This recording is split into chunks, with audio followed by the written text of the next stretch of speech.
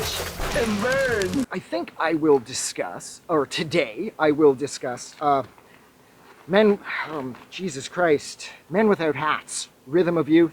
I think this record came out in around 1982, 1983, and this has to be one of the best sort of most passed over of all of the 80s sort of synth pop records like ever made. Like a lot of 80s synth pop bands got a lot of attention, and rightfully so. Like, you know, Duran Duran and the Human League and ABC and Flock of Seagulls and on and on and on. It never stops. Everybody had a touch of synthesis, going back then, like Alice Cooper and Billy Idol. But I always felt that despite the fact that Men Without Hats, of course, they have the Safety Dance, which is like one of the biggest songs from the entire decade, I did always feel that this record was just sort of forgotten. And that's crazy because this record was perfect. This record was like the most 80s record ever. I mean, I know you could technically argue that there's a handful of records that sort of fit that bill. Definitely Duran Duran's Rio. But this record is just, it's so charged up. Like Ideas for Walls, The Great Ones Remembered, I Like, the Safety Dance, of course, Living in China. This record has, it's like, I think the reason that this record didn't end up doing more, and Men Without Hats in general didn't end up doing more, was most likely due to the geographic isolation of them being from Canada. And with them being Canadian at this point, that sort of thing would have been a problem. Even though I know that the Safety Dance in 2023 is really well known, so they have done really well for themselves in that sense. I just feel that this record was so perfect, and it felt like just like everything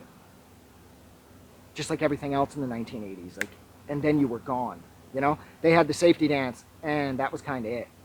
I know they had another song, was it Pop Goes the World or some shit? It didn't do as well. I didn't like the record that it was on either. But I found with this record is just so perfect. I felt like it's a shame that Ideas for Walls or like I Like, definitely I Like, should have been another single that they charted with.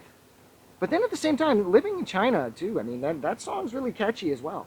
This record is so much fun, and the cover art is really bright, and it's vibrant, and it's exciting, and it's sort of like the best of everything that like 1980s synth pop has to offer is encapsulated perfectly in this one album.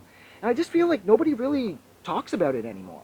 And I know the 80s were sort of transparent, and greed was good, and all that yuppie bullshit, so everything was, and you were forgotten, but Duran Duran hasn't been forgotten. Fucking Flock of Seagulls haven't been forgotten. Alphaville hasn't been forgotten.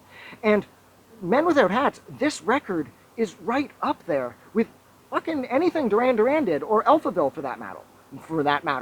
And I love Alphaville. Alphaville were possibly like the catchiest band of that entire decade. And Men Without Hats, this record rivals anything Alphaville did. And I just feel like it's really sad because Ideas for Walls is so good. And Getting Eaten Alive. And it's just a shame that this record didn't do more, but seeing as how this record did come out pretty much 40 years ago, I don't think much is going to take a lot to change that and put that back on the charts. But it's a shame. I suppose this has all been sort of said and done with. But this record is amazing. This record's fucking perfect. Check this record out. I'll leave it there.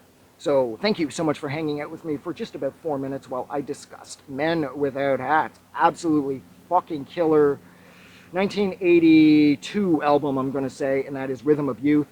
Like always, if you like this review, don't forget to do something nice for somebody, but most importantly, please don't forget that the world is actually a better place because you are in it, and that is true.